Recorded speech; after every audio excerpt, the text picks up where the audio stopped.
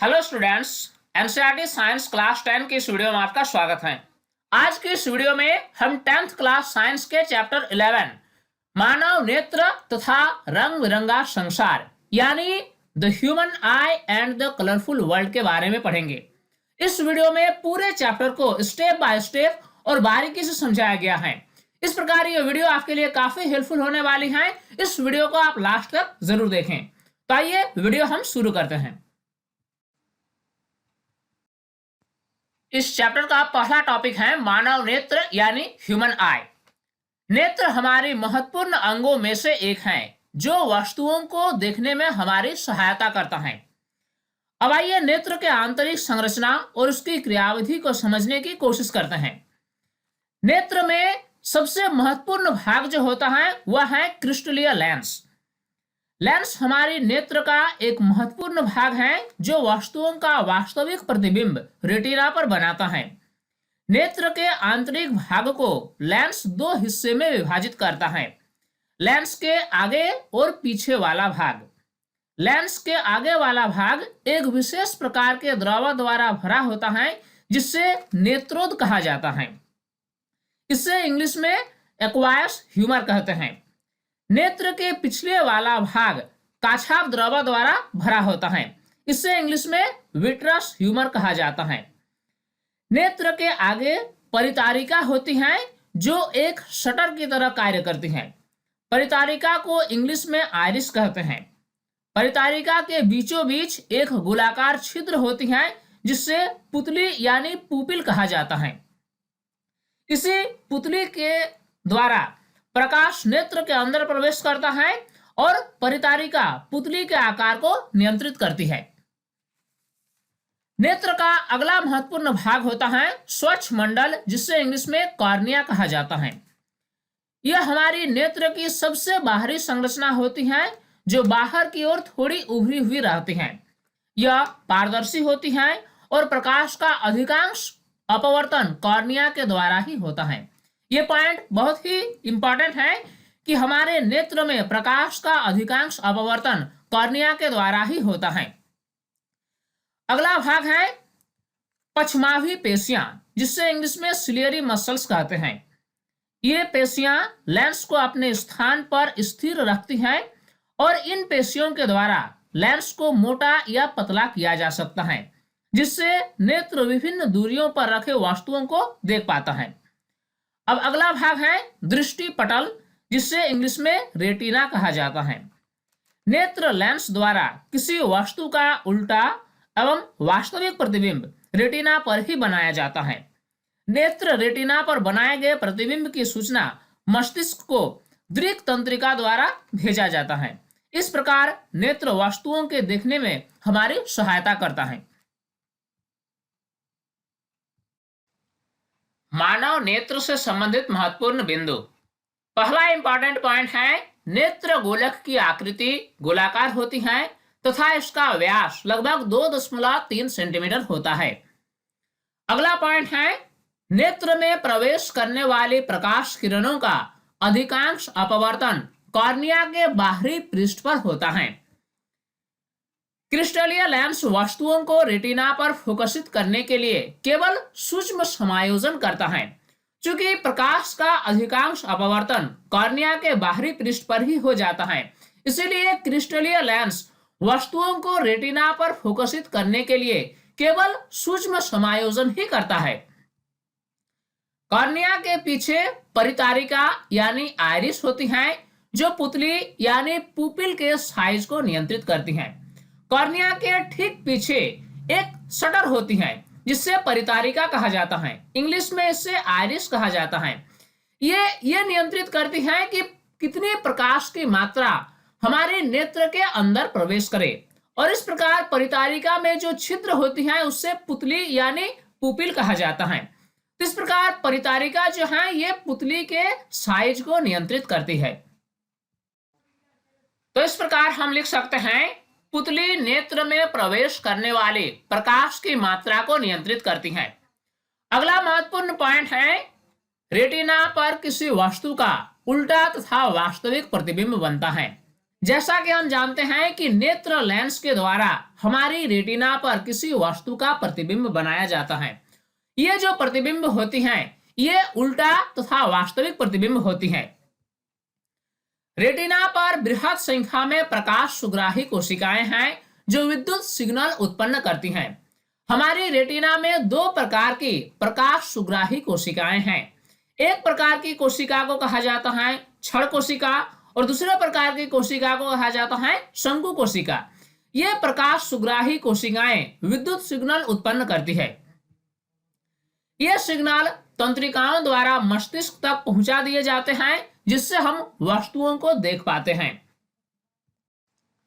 अब हमारा अगला टॉपिक है समंजन क्षमता यानी पावर ऑफ एकोमोडेशन। अब जरा साधारण भाषा में इससे हम समझने की कोशिश करते हैं कि समंजन क्षमता होती क्या है। हमारी नेत्र विभिन्न प्रकार की दूरियों पर रखी वस्तुओं को आसानी से देख सकती हैं। अगर हमें किसी निकट रखी वस्तु को देखना होता है तो हमारी नेत्र इस अनुसार अपने आप को एडजस्ट कर लेती हैं। इसी प्रकार अगर हमें दूर रखी किसी वस्तु को देखना होता है तो हमारी नेत्र दूर रखी वस्तुओं पर आसानी से फोकस कर पाती हैं। कहने का मतलब यह हुआ कि हमारी नेत्र विभिन्न प्रकार की दूरियों पर रखी वस्तुओं को देखने के लिए अपने आप को एडजस्ट कर लेती हैं। इसी क्षमता को कहा जाता है समंजन क्षमता यानी पावर ऑफ एकोमोडेशन। अब जरा देखते हैं कि यह कार्य कैसे करती है। नेत्र लेंस की वक्रता में कुछ सीमाओं तक पच्छाम्भी पेशियों द्वारा रूपांतरित किया जाता है। जैसा कि हम जानते हैं कि हमारी नेत्र लेंस को पकड़ के रखती हैं हमारी सिलियरी मसल्स यानी पच्छाम्भी पेशियां, और इस प्रकार की पेशियों की क्रियाविधि के कारण हमारी नेत्र लेंस की वक्रता में कुछ सीमाओं तक रूपांतरित किया जा सकता है। नेत्र की वक्रता में परिवर्तन होने पर इसकी फोकस दूरी भी परिवर्तित हो जाती है, यानी पच्छाम्भी पेशियों की क्रिया के कारण हमारे नेत्र लेंस की फोकस दूरी भी परिवर्तित हो सकती है। जब पेशियां शिथिल होती हैं तो लेंस पतला हो जाता है, परंतु इस स्थिति में हम दूर रखी वस्तुओं को स्पष्ट देख पाने में समर्थ होते हैं। जब हमें निकट की वस्तुओं को देखना होता है तब पच्छाम्भी पेशियां यानी सिलियरी मसल्स सिकुड़ जाती हैं, जिससे लेंस की वक्रता बढ़ जाती है और लेंस मोटा हो जाता है। जब हम किसी निकट रखी वस्तु को देखना चाहते हैं तो इस स्थिति में क्या होता है कि हमारी जो सिलियरी मसल्स हैं, नेत्र की जो सिलियरी मसल्स हैं, ये सिकुड़ जाती हैं और इसके सिकुड़ने के कारण लेंस की वक्रता बढ़ जाती है, और जब लेंस की वक्रता बढ़ जाती है तो ये मोटा हो जाता है, और इस प्रकार मोटा हो जाने के कारण इसकी फोकस दूरी कम हो जाती है और हम आसानी से निकट रखी वस्तुओं को देख पाते हैं। इस प्रकार अभिनेत्र लेंस की फोकस दूरी घट जाती है और हम निकट की वस्तुओं को देख पाते हैं। अभिनेत्र लेंस की वह क्षमता जिसके कारण वह अपनी फोकस दूरी को समायोजित कर लेता है समंजन क्षमता यानी पावर ऑफ एकोमोडेशन कहलाती है। जैसा कि हमने अभी डिस्कस किया कि समंजन क्षमता हमारी नेत्र की वह क्षमता है जिसके कारण हम विभिन्न दूरी पर रखी वस्तुओं को आसानी से देख पाते हैं, और यह संभव हो पाता है इस कारण से कि हमारी नेत्र की जो लेंस होती हैं वह अपनी फोकस दूरी को परिवर्तित कर सकती हैं, और इसी गुण के कारण हम विभिन्न प्रकार की वस्तुओं को जो अलग अलग दूरी पर रखी हो उससे हम आसानी से देख पाते हैं। इसी क्षमता को कहा जाता है समंजन क्षमता। अगला टॉपिक है निकट बिंदु तथा दूर बिंदु। हमारी आंखों के लिए सुस्पष्ट दर्शन की न्यूनतम दूरी 25 सेंटीमीटर होती है। अब इसका क्या मतलब हुआ? किसी भी वस्तु को देखने के लिए आपकी नेत्र उस वस्तु से कुछ निश्चित दूरी पर होनी चाहिए। अगर कोई वस्तु आपके नेत्र के बहुत ही करीब हो यानी 25 सेंटीमीटर से भी कम दूरी पर हो तो आप उस वस्तु को स्पष्ट रूप से नहीं देख पाएंगे। किसी वस्तु को स्पष्ट रूप से देखने के लिए वह वस्तु आपके नेत्र से 25 सेंटीमीटर या उससे अधिक दूरी पर होनी चाहिए। यानी हमारी आंखों के लिए सुस्पष्ट दर्शन की जो न्यूनतम दूरी है वह 25 सेंटीमीटर होती है। इसे नेत्र का निकट बिंदु यानी नियर पॉइंट कहा जाता है। तो इस प्रकार स्वस्थ आंखों के लिए, सामान्य आंखों के लिए निकट बिंदु जो होती है वह 25 सेंटीमीटर की दूरी पर होती है। अधिकतम दूरी जिस तक नेत्र वस्तुओं को सुस्पष्ट देख सकता है दूरबिंदु यानी फार पॉइंट कहलाता है। अगर हम बात करें कि हम अधिक से अधिक कितनी दूरी पर रखी वस्तुओं को देख पाएंगे, सामान्य आंखों के लिए यानी स्वस्थ आंखों के लिए यह दूरी अनंत होती है, यानी अनंत की वस्तुओं को भी हम स्पष्ट रूप से देख पाएंगे, जैसे कि सूर्य, चंद्रमा इत्यादि। यानी स्वस्थ आंखों के लिए जो दूर बिंदु होती है वह अनंत होती है।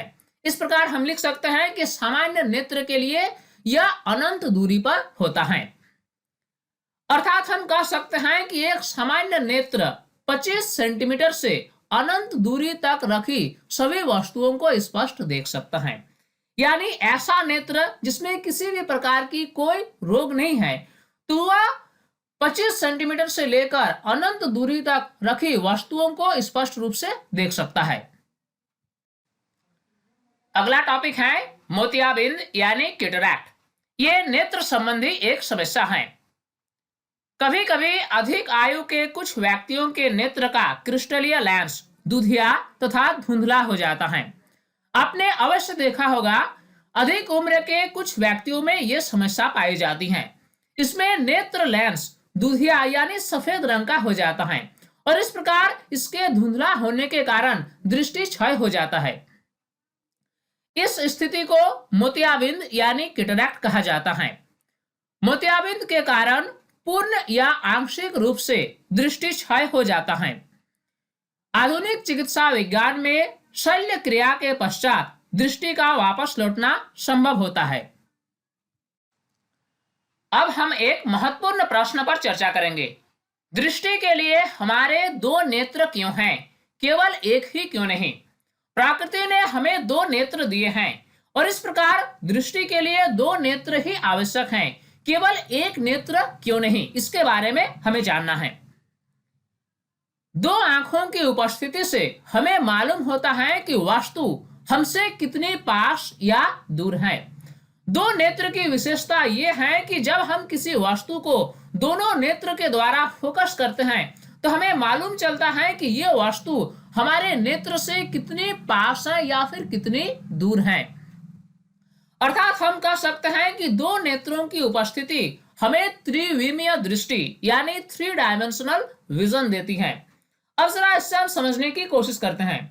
अगर आपको किसी सुई में धागा पिरोना हो तो आप एक आंख को बंद करके इसको नहीं पिरो सकते। इसी प्रकार किसी सुई में धागा पिरोने के लिए आपको दो नेत्र की ही आवश्यकता होती है। अर्थात दो नेत्र से हमें त्रिविमीय दृष्टि यानी 3 डायमेंशनल विजन प्राप्त होती है। इस प्रकार हम कह सकते हैं कि दृष्टि के लिए हमारे पास दो नेत्र का होना अति आवश्यक है। अब आइए हम आगे बढ़ते हैं और देखते हैं दृष्टि दोष तथा उनका संशोधन, defects of vision and their correction. व्यक्तियों में मुख्यतः 3 प्रकार के दृष्टि दोष पाए जाते हैं। पहला है निकट दृष्टि दोष, जिससे मायोपिया कहा जाता है। दूसरा है दीर्घ दृष्टि दोष, जिससे हाइपरमेट्रोपिया कहा जाता है। और अगला है जरा दूर दृष्टिता, जिससे प्रेसबायोपिया कहा जाता है। इस प्रकार व्यक्तियों में मुख्यतः 3 प्रकार के दृष्टि दोष पाए जाते हैं। अब एक एक करके हम चर्चा करेंगे। सबसे पहले हम देखेंगे निकट दृष्टि दोष यानी मायोपिया। निकट दृष्टि दोष को निकट दृष्टिता यानी नियर साइटेडनेस भी कहा जाता है। इस दृष्टि दोष में व्यक्ति निकट रखी वस्तुओं को तो स्पष्ट देख सकता है, परंतु दूर रखी वस्तुओं को वह सुस्पष्ट नहीं देख पाता। देखिए, यह पॉइंट आपको विशेष रूप से समझना है। जैसा कि इस दृष्टि दोष का नाम है निकट दृष्टि दोष, इसमें लोगों का अक्सर कंफ्यूजन होता है। लोगों का ऐसा मानना होता है कि निकट दृष्टि दोष का मतलब कि वह निकट को नहीं देख पाएगा, लेकिन ऐसा बिल्कुल नहीं है। निकट दृष्टि दोष का मतलब यह हुआ कि व्यक्ति निकट रखी वस्तुओं को आसानी से देख पाएगा, परंतु दूर रखी वस्तुओं को आसानी से नहीं देख पाएगा। ये है निकट दृष्टि दोष, जिसे मायोपिया भी कहा जाता है। ऐसे दृष्टि दोष में व्यक्ति का दूर बिंदु अनंत पर न होकर नेत्र के पास आ जाता है। जैसा कि हम जानते हैं कि एक स्वस्थ आंख 25 सेंटीमीटर से लेकर अनंत दूरी तक रखी सभी वस्तुओं को स्पष्ट रूप से देख पाएगा, परंतु निकट दृष्टि दोष वाले व्यक्ति का दूर बिंदु जो है ये अनंत पर न होकर नेत्र के पास आ जाता है। यानी ऐसे व्यक्ति बहुत दूर रखी वस्तुओं को स्पष्ट रूप से नहीं देख पाएगा, अर्थात निकट की वस्तुओं को ऐसे व्यक्ति आसानी से देख पाएगा। ऐसा व्यक्ति कुछ मीटर दूर रखी वस्तुओं को ही सुस्पष्ट देख पाता है। एक सामान्य मनुष्य यानी जिसके नेत्र में कोई दृष्टि दोष नहीं है, वह अनंत तक वस्तुओं को देख पाएगा, लेकिन ऐसा व्यक्ति जो निकट दृष्टि दोष से ग्रसित है वह अपने नेत्र से केवल कुछ मीटर दूरी पर रखी वस्तुओं को ही देख पाएगा। ये बहुत दूर रखी वस्तुओं को स्पष्ट रूप से नहीं देख पाएगा। यह है निकट दृष्टि दोष। इस दृष्टि दोष में दूर रखी वस्तु का प्रतिबिंब रेटिना पर न बनकर रेटिना के सामने बनता है। इसको समझने से पहले आइए हम देखते हैं कि एक सामान्य नेत्र में प्रतिबिंब कहाँ बनता है। एक सामान्य नेत्र जिसमें कोई दृष्टि दोष नहीं है, इसमें किसी वस्तु का प्रतिबिंब नेत्र की रेटिना पर ही बनती है, न कि रेटिना के सामने और न ही रेटिना के पीछे। एक सामान्य नेत्र में प्रतिबिंब हमेशा नेत्र की रेटिना पर ही बनती है, परंतु एक ऐसा नेत्र जो निकट दृष्टि दोष युक्त हो उसमें किसी वस्तु का प्रतिबिंब रेटिना पर न बनकर रेटिना के सामने बन जाता है। ये दोष जो है ये निकट दृष्टि दोष का उदाहरण है। इस दोष के उत्पन्न होने के निम्नलिखित कारण हो सकते हैं। जैसा कि अभी हमने डिस्कस किया कि निकट दृष्टि दोष में प्रतिबिंब जो है ये रेटिना पर न बनकर रेटिना के सामने बनता है। इस प्रकार इस दृष्टि दोष के उत्पन्न होने के निम्नलिखित दो कारण हो सकते हैं। पहला है नेत्र लेंस की वक्रता का अधिक हो जाना और दूसरा है नेत्र गुलक का लंबा हो जाना। इन दो कारणों में से किसी एक कारण के होने से निकट दृष्टि दोष हो सकता है। अब हम देखेंगे निकट दृष्टि दोष का संशोधन यानी निकट दृष्टि दोष का क्या उपचार है। निकट दृष्टि दोष के संशोधन के लिए अवतल लेंस यानी अपसारी लेंस का उपयोग किया जाता है। जो व्यक्ति निकट दृष्टि दोष से ग्रसित हैं वे अपने चश्मे में अवतल लेंस यानी अपसारी लेंस का व्यवहार करते हैं और इस प्रकार उपयुक्त फोकस दूरी की अवतल लेंस के व्यवहार से यह दृष्टि दोष को सुधार किया जा सकता है। इस प्रकार निकट दृष्टि दोष के संशोधन के लिए अवतल लेंस का व्यवहार किया जाता है। दृष्टि दोष का अगला प्रकार है दीर्घ दृष्टि दोष यानी हाइपरमेट्रोपिया। दीर्घ दृष्टि दोष को दूरदृष्टिता यानी फार साइटेडनेस भी कहा जाता है। इस दृष्टि दोष में व्यक्ति दूर रखी वस्तुओं को तो स्पष्ट देख सकता है, परंतु निकट रखी वस्तुओं को वह सुस्पष्ट नहीं देख पाता। यह पॉइंट इंपॉर्टेंट है और इस पॉइंट में अक्सर लोग कंफ्यूजन करते हैं। दीर्घ दृष्टि दोष का मतलब यह होता है कि वह दूर रखी वस्तुओं को स्पष्ट देख पाएगा, परंतु निकट रखी वस्तु को वह स्पष्ट नहीं देख पाएगा। लेकिन लोगों का ऐसा मानना होता है कि दीर्घ दृष्टि दोष मतलब वे समझते हैं कि दूर रखी वस्तु को नहीं देख पाएगा, लेकिन ऐसा नहीं है। दीर्घ दृष्टि दोष का मतलब हुआ कि दूर रखी वस्तु को वह स्पष्ट रूप से देख पाएगा, परंतु निकट रखी वस्तु को वह स्पष्ट रूप से नहीं देख पाएगा। इस दोष में व्यक्ति का निकट बिंदु 25 सेंटीमीटर से अधिक हो जाता है। जैसा कि हम जानते हैं कि दीर्घ दृष्टि दोष में वह दूर की वस्तु को देख पाएगा और निकट की वस्तु को वह देख नहीं पाएगा, अर्थात व्यक्ति का जो निकट बिंदु होता है वह 25 सेंटीमीटर से बढ़कर अधिक हो जाता है। ऐसे व्यक्ति को आराम से सुस्पष्ट पढ़ने के लिए पठन सामग्री को नेत्र से 25 सेंटीमीटर से काफी अधिक दूरी पर रखना पड़ता है। आपने ये अनुभव किया होगा कि कुछ अधिक उम्र के व्यक्तियों में ये समस्या होती है कि वे जब भी किताबों को पढ़ते हैं तो वे बहुत अधिक दूरी पर किताब को रखकर पढ़ना चाहते हैं। तो ये जो है ये दीर्घ दृष्टि दोष से पीड़ित व्यक्ति होते हैं। ऐसे व्यक्तियों की जो निकट बिंदु होती हैं वे 25 सेंटीमीटर से अधिक हो जाती हैं।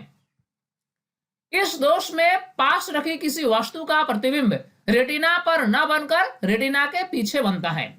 इस दृष्टि दोष में क्या होता है कि किसी निकट रखी वस्तु का प्रतिबिंब नेत्र की रेटिना पर न बनकर रेटिना के पीछे बनता है। इसको हम चित्र के माध्यम से समझ सकते हैं।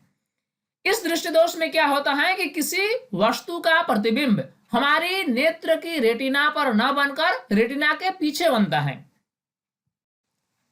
दीर्घ दृष्टि उत्पन्न होने के निम्नलिखित दो कारण हो सकते हैं। पहला है नेत्र लेंस की फोकस दूरी का अत्यधिक हो जाना या नेत्र गोलक का छोटा हो जाना। आइए अब हम आगे बढ़ते हैं और देखते हैं दीर्घ दृष्टि दोष का संशोधन क्या है। दीर्घ दृष्टि दोष के संशोधन के लिए उत्तल लेंस यानी अभिसारी लेंस का उपयोग किया जाता है। ऐसे व्यक्ति जो दीर्घ दृष्टि दोष से पीड़ित हैं वे अपने चश्मे में उत्तल लेंस यानी अभिसारी लेंस का उपयोग करते हैं। इस लेंस के उपयोग करने से निकट रखी किसी वस्तु का प्रतिबिंब हमारे नेत्र की रेटिना पर बनती है और व्यक्ति स्पष्ट रूप से वस्तु को देख सकता है। अगले प्रकार का दृष्टि दोष है जरा दूरदृष्टिता। आयु में वृद्धि के साथ मानव नेत्र की समंजन क्षमता घट जाती है। जैसा कि हमने पहले ही इस वीडियो में डिस्कस किया कि हमारी नेत्र की समंजन क्षमता अत्यधिक होती है। इसमें क्या होती है कि हमारी नेत्र विभिन्न दूरियों पर रखी वस्तुओं को आसानी से देख सकता है, लेकिन आयु में वृद्धि होने के साथ साथ कुछ व्यक्तियों के नेत्र की समंजन क्षमता घट जाती है। इसके कारण नेत्र में निकट दृष्टि दोष एवं दूर दृष्टि दोष दोनों एक साथ हो जाते हैं। व्यक्ति बहुत निकट एवं बहुत दूर की वस्तुओं को स्पष्ट नहीं देख पाते हैं। अब देखना है जरा दूरदृष्टिता के संशोधन का क्या उपाय है। इस दृष्टि दोष के संशोधन के लिए द्विफोकसी लेंस यानी बायफोकल लेंस का उपयोग किया जाता है। चश्मे के ऊपरी भाग में अवतल लेंस और निचली भाग में उत्तल लेंस होता है। आपने देखा होगा कुछ व्यक्तियों के चश्मे में दो प्रकार के लेंस लगे होते हैं। चश्मे के ऊपरी भाग में अवतल लेंस होता है और निचली भाग में उत्तल लेंस होता है। दूर की वस्तुओं को देखने के लिए अवतल लेंस और निकट की वस्तुओं को देखने के लिए उत्तल लेंस का उपयोग किया जाता है। अब हम पढ़ेंगे कांच के प्रिज्म द्वारा श्वेत प्रकाश का विक्षेपण। इसमें हम समझेंगे प्रकाश का वर्ण विक्षेपण क्या होता है। जब श्वेत प्रकाश को प्रिज्म से गुजारा जाता है तो यह विभिन्न रंगों यानी वर्णों की पट्टी में विभक्त हो जाता है। सबसे पहले तो हमें समझना होगा श्वेत प्रकाश होता क्या है। श्वेत प्रकाश ऐसा प्रकाश जिसमें कोई विशेष रंग ना हो, जैसे कि सूर्य से निकलने वाली प्रकाश इत्यादि। तो जब किसी श्वेत प्रकाश को किसी प्रिज्म से गुजारा जाता है तो यह विभिन्न वर्णों की पट्टी में विभक्त हो जाता है। इसको हम चित्र के माध्यम से समझ सकते हैं। इसमें हम देख सकते हैं कि जब श्वेत प्रकाश की किरण को एक प्रिज्म से गुजारा जाता है तो यह श्वेत प्रकाश विभिन्न रंगों यानी वर्णों की पट्टी में विभक्त हो जाता है। पर्दे पर दिखाई देने वाले वर्ण विविग्योर क्रम में होता है। अब जरा इसे समझने की कोशिश करते हैं। जब किसी श्वेत प्रकाश को प्रिज्म से गुजारा जाता है तो ये विभिन्न वर्णों में विभक्त हो जाते हैं। इसमें कौन कौन से रंग होते हैं ये हमें देखना है। ये जो रंग होते हैं ये विविग्योर क्रम में होते हैं। विविग्योर को हम ऐसे लिख सकते हैं VIBGYOR। अब जरा समझना है कि इससे क्या तात्पर्य है। V से होता है वायलेट यानी बैगनी, I से होता है इंडिगो यानी जामुनी, B से ब्लू यानी नीला, G से ग्रीन यानी हरा, Y से येलो यानी पीला, O से ऑरेंज यानी नारंगी और R से रेड अर्थात लाल।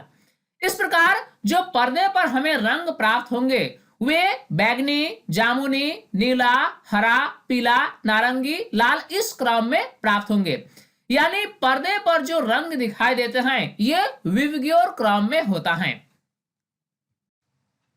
श्वेत प्रकाश का इस प्रकार विभिन्न वर्णों में विभाजन को विक्षेपण यानी डिस्पर्शन कहा जाता है। जब किसी श्वेत प्रकाश को एक प्रिज्म से गुजारा जाता है तो ये विभिन्न वर्णों में विभाजित हो जाते हैं। इसी प्रक्रिया को प्रकाश का विक्षेपण यानी डिस्पर्शन ऑफ लाइट कहा जाता है। प्रकाश के अवयवी वर्णों के इस बैंड को स्पेक्ट्रम कहा जाता है। स्पेक्ट्रम में लाल प्रकाश सबसे कम झुकता है जबकि बैंगनी प्रकाश सबसे अधिक झुकता है। आइजैक न्यूटन ने सर्वप्रथम सूर्य के स्पेक्ट्रम प्राप्त करने के लिए कांच के प्रिज्म का उपयोग किया। यह जो प्रयोग किया गया सूर्य के प्रकाश का स्पेक्ट्रम प्राप्त करने के लिए, यह प्रयोग सबसे पहले आइजैक न्यूटन साहब ने किए। जब न्यूटन ने एक दूसरा सर्वसम प्रिज्म पहले प्रिज्म के सापेक्ष उल्टी स्थिति में रखा तो पाया गया कि दूसरे प्रिज्म से श्वेत प्रकाश का किरण पुंज निर्गत हो रहा है। अब इससे हम चित्र के जरिए समझने की कोशिश करते हैं।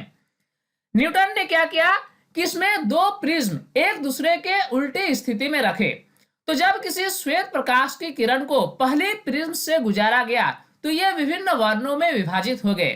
फिर ये सभी वर्ण जब दूसरे प्रिज्म से होकर गुजरे तो ये सभी वर्ण आपस में मिलकर श्वेत प्रकाश में परिवर्तित हो गए।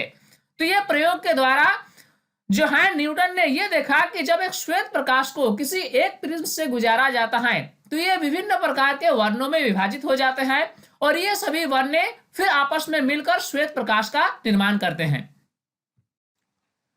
इस प्रेक्षण से न्यूटन को यह विचार आया कि सूर्य का प्रकाश 7 वर्णों से मिलकर बना होता है। कोई भी प्रकाश जो सूर्य के प्रकाश के सदृश स्पेक्ट्रम बनाता है प्राय श्वेत प्रकाश कहलाता है। श्वेत प्रकाश यानी एक ऐसा प्रकाश जिसमें कोई विशेष रंग न हो, यानी सूर्य के प्रकाश के जैसा ही स्पेक्ट्रम बनाने वाले प्रकाश श्वेत प्रकाश कहलाते हैं। अगला टॉपिक है इंद्रधनुष यानी रेनबो। कभी कभी वर्षा के पश्चात आकाश में जल के सूक्ष्म कणों की उपस्थिति के कारण 7 वर्णों के प्रकाश का बैंड दिखाई देता है जिससे इंद्रधनुष कहा जाता है। आपने बरसात के दिनों में इंद्रधनुष देखा होगा। इसमें क्या होता है कि आकाश में जल के सूक्ष्म कणों की उपस्थिति के कारण प्रकाश के विभिन्न वर्णों का बैंड स्पष्ट दिखाई देता है, इससे इंद्रधनुष कहा जाता है। इंद्रधनुष को चित्र के माध्यम से हम देखने की कोशिश करेंगे। आप देख सकते हैं इस चित्र में दिया गया है, इसमें इंद्रधनुष का तस्वीर दिया गया है।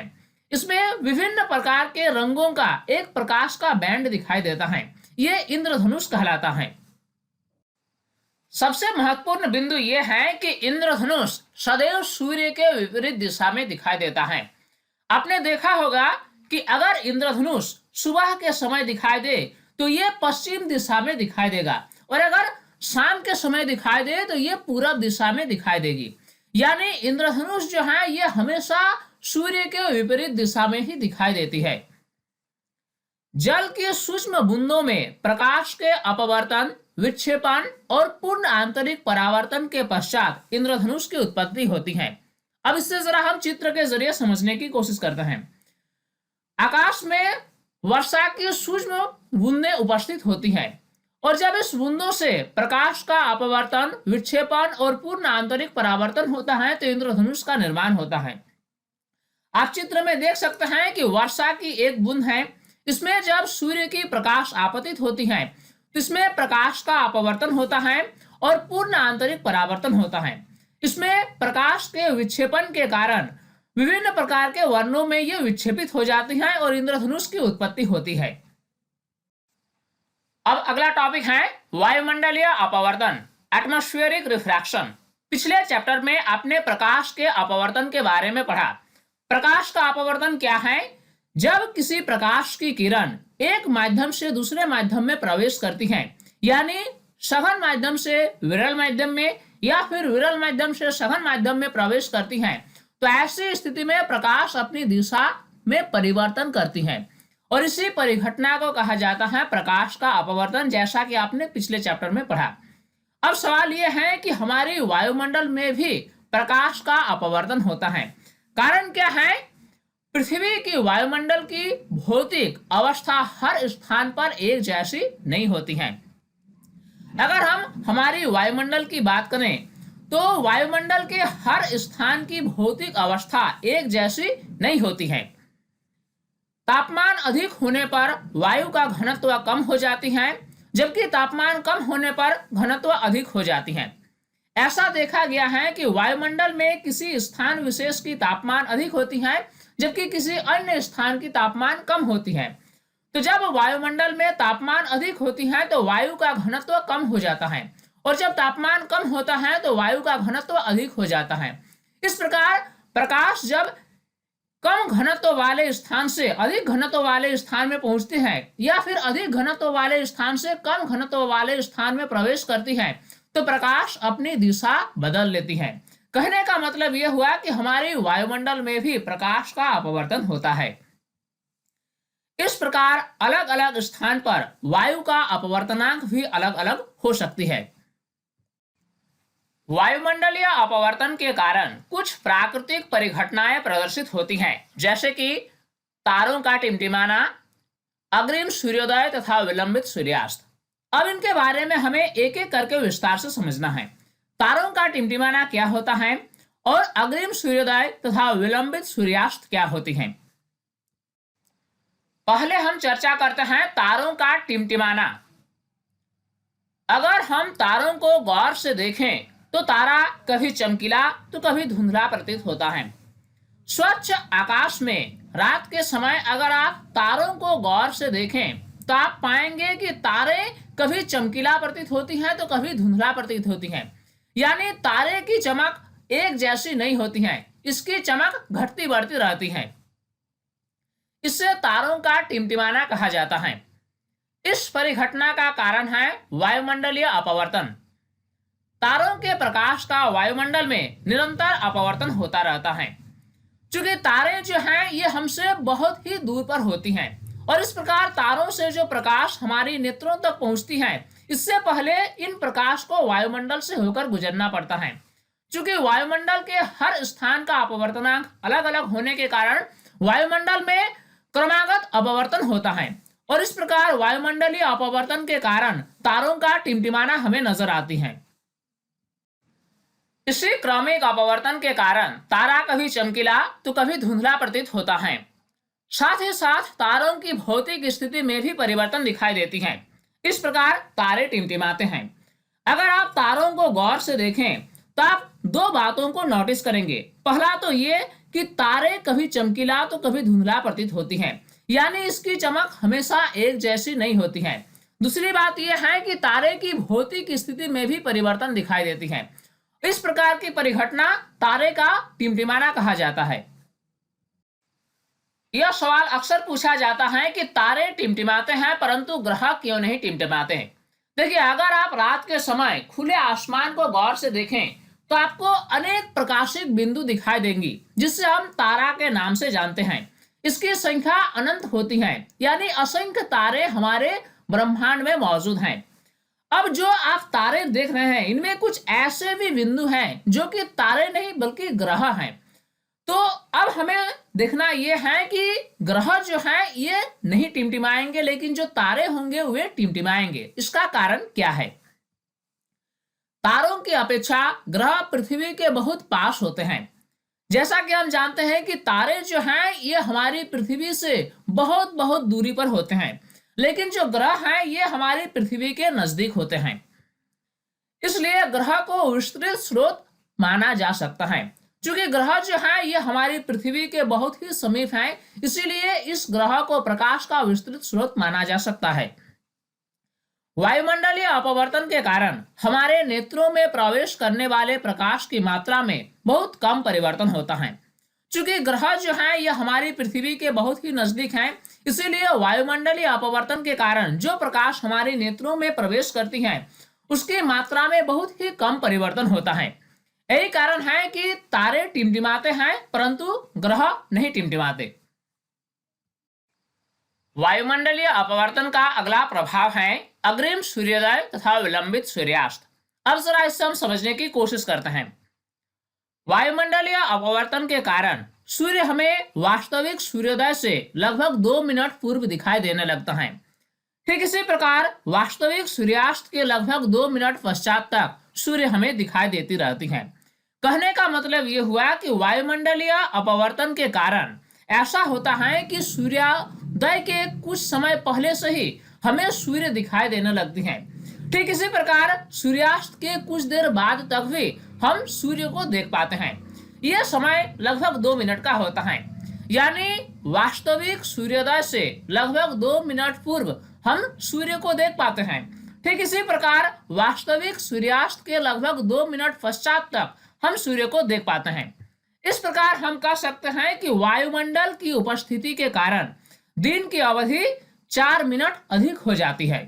तो इस प्रकार जो अग्रिम सूर्योदय या विलंबित सूर्यास्त की परिघटना है, यह वायुमंडलीय अपवर्तन के कारण होती है।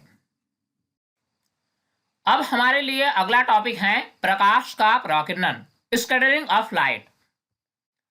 प्रकाश के प्रकीर्णन के कारण निम्नलिखित परिघटना प्रदर्शित होती है।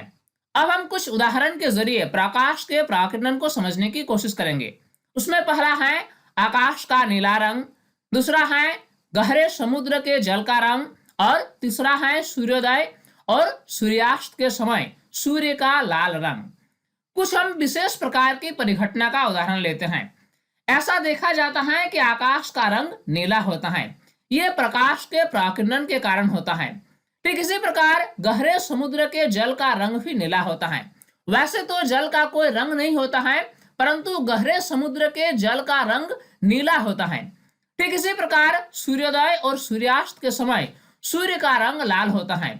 यह सभी परिघटना प्रकाश के प्रकीर्णन के कारण होती है। अब जरा हम समझने की कोशिश करेंगे कि प्रकाश का प्रकीर्णन होता क्या है। जब प्रकाश अपने मार्ग से गुजरता है तो उपस्थित छोटे छोटे कणों द्वारा प्रकाश विभिन्न दिशाओं में प्रसारित हो जाता है।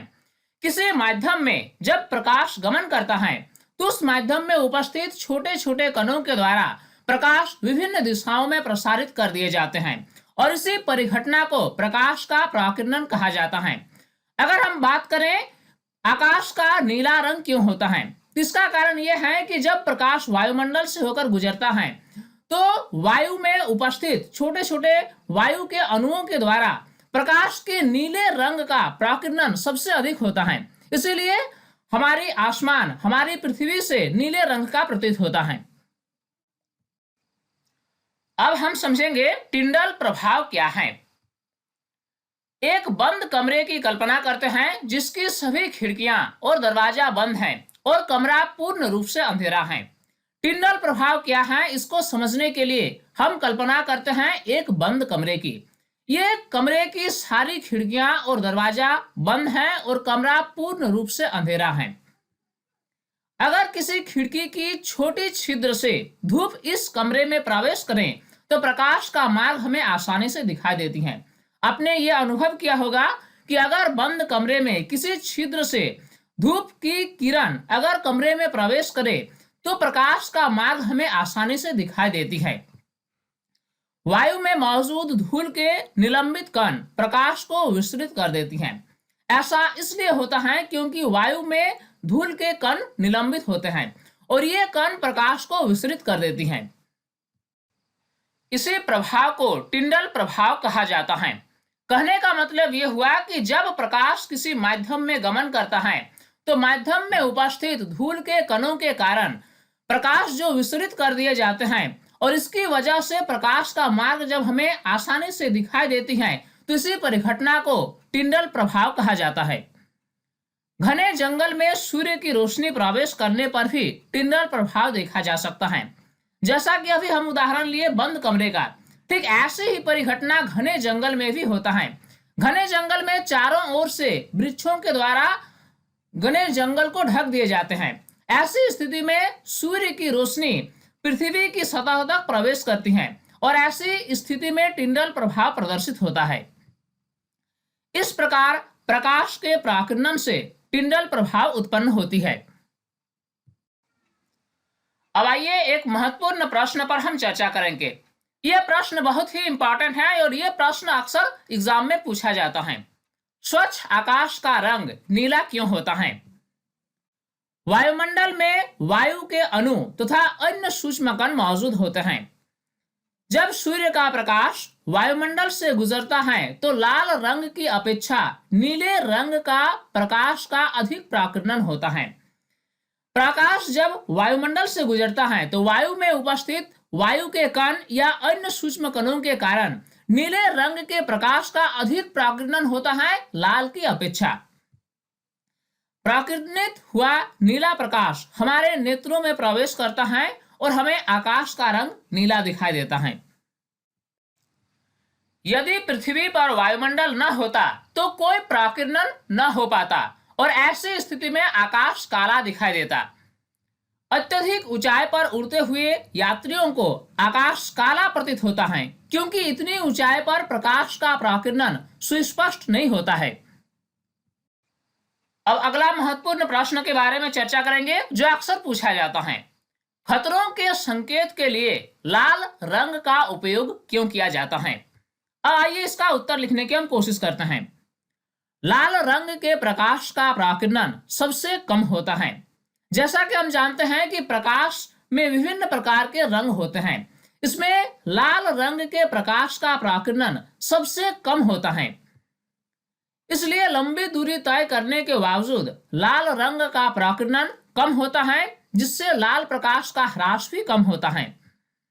इसलिए खतरों के लिए लाल रंग को चुना गया है। खतरों के लिए लाल रंग के चयन का कारण यह है कि लाल रंग के प्रकाश का प्राकीर्णन सबसे कम होता है और यह लंबी दूरी तय करती है। इसलिए खतरों के संकेत के लिए लाल रंग के प्रकाश का उपयोग किया जाता है। अगला महत्वपूर्ण प्रश्न है, सूर्योदय तथा सूर्यास्त के समय सूर्य लाल क्यों दिखाई देता है? सूर्योदय एवं सूर्यास्त के समय सूर्य हमसे बहुत अधिक दूरी पर होता है। जब सूर्य उदय होता है या फिर अस्त होता है, ऐसी स्थिति में सूर्य हमसे बहुत ही अधिक दूरी पर होती है।